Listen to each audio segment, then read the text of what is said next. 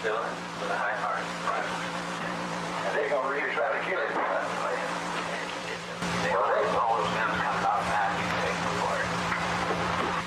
Boy, if that Kennedy is getting shot, we got to know where we at. They'll pick up somebody within an hour of that. Throw the public off.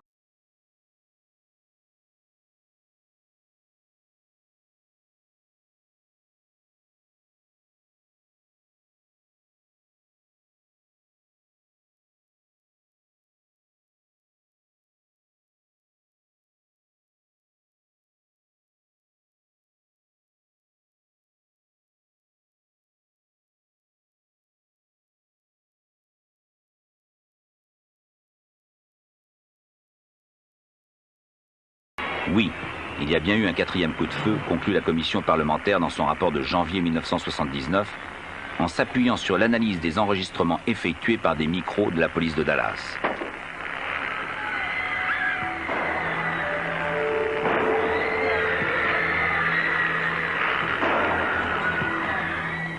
Grâce à un équipement acoustique sophistiqué, cette analyse a permis d'identifier la provenance du troisième des 4 coups de feu.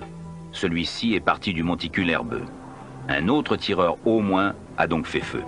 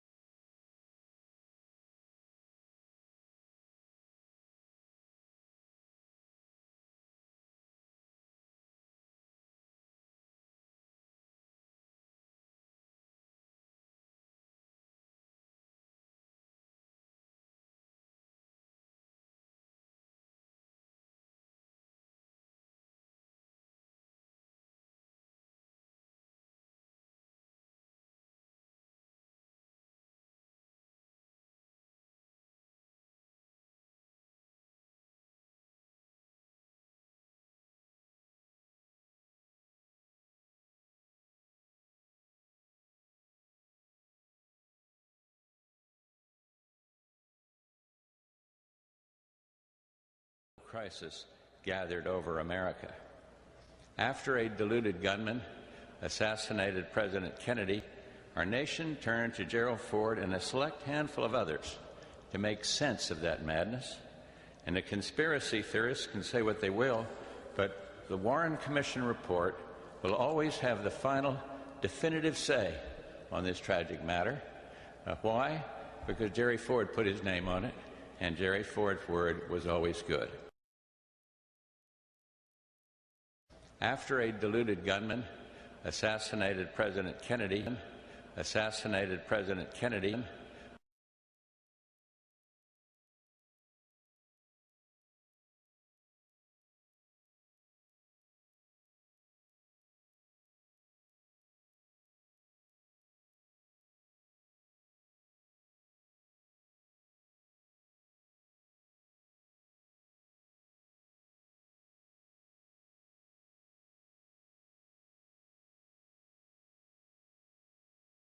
So you're saying Ruby was working for the KGB? Ruby was working for the Cuban intelligence service. The Cubans? Yes, sir. You know that to be a fact? Yes, sir, I do. Soon after the assassination, Sturgis says the CIA and FBI brought evidence to President Lyndon Johnson, suggesting the Soviet Union was involved in JFK's murder. That the Soviet Union, through the KGB, successfully assassinated the President of the United States with the help of Fidel Castro and got away with it. Yes. That's exactly what I'm saying. Sturgis told me he wants his story out because he himself has been accused of having something to do with the assassination. He says he is tired of hearing lies.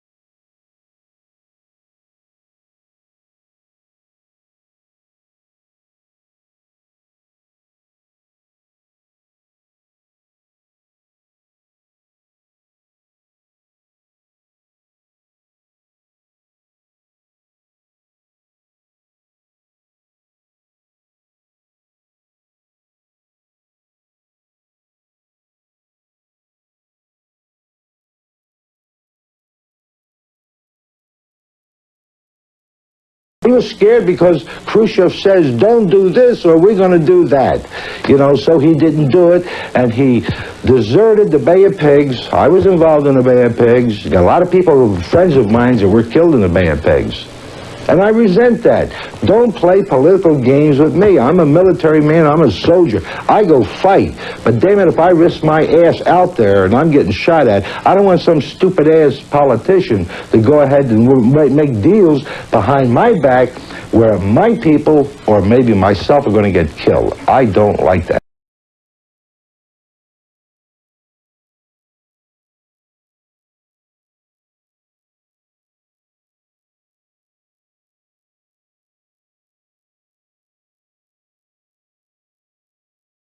Jack, what do you think about the hearing? I want to correct what I stated before. If he was vice president, remember I said he was vice president? Yes, I did when I mentioned about Adlai Stevens. If he was vice president, there would never have been an assassination of our beloved President Kennedy. Would you explain it, Jack? Well, the answer is the man in office now.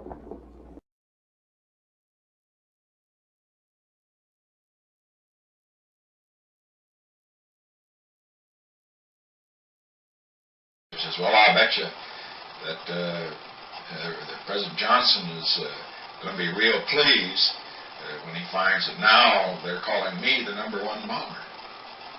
And George Christian said, oh, don't be too sure. He said, you know, LBJ, he never likes to be #2.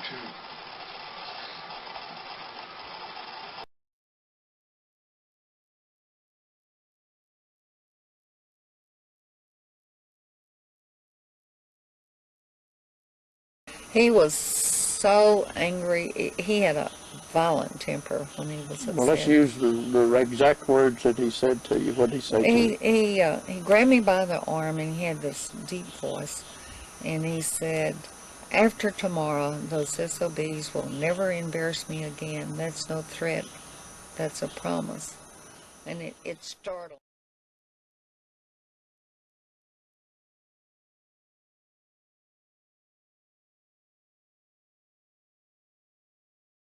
Was known simply as the Babushka Lady. I had President Kennedy right in my zoom lens. You know, I could see Connally anytime. He's a Texan, right? Appreciate him, love him, he's great, but I wanted to see the president.